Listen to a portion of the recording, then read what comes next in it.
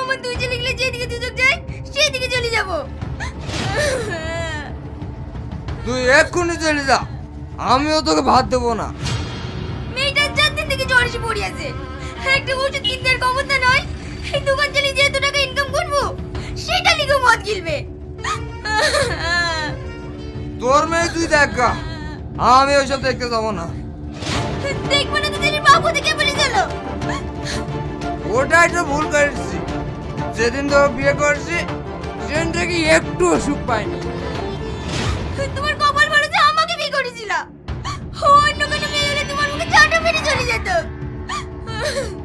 তুইও যা না, তুই যদি নিজে থেকে না যাস তোকে আমি তালাক দিই। 1 তালাক, 2 তালাক। ভাবিকে যদি আর একটা কথা বলো তোমার গলা টিপে শেষ করে দেব। ছাড়, লাইট তো ছাড়।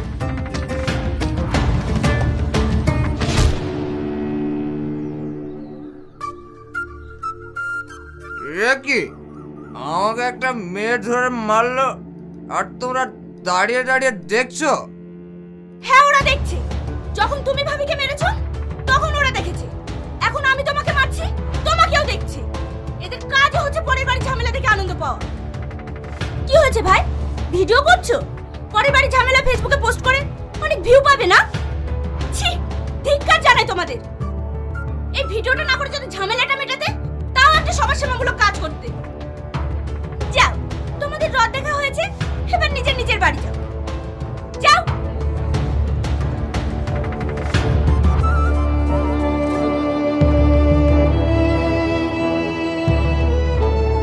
কেঁদো না ভাবি, যে পুরুষ তার বউ বাচ্চার খেয়াল রাখে না, নারীদের সম্মান করতে জানে না, তাকে তুমিও সম্মান করবে না। সামনে যা পাবে তাই দিয়ে মারবে। এরপর যদি শুনেছি তুমি ভাবির গায়ে হাত তুলেছো, তোমার হাত দুটো আমি কেটে নেব।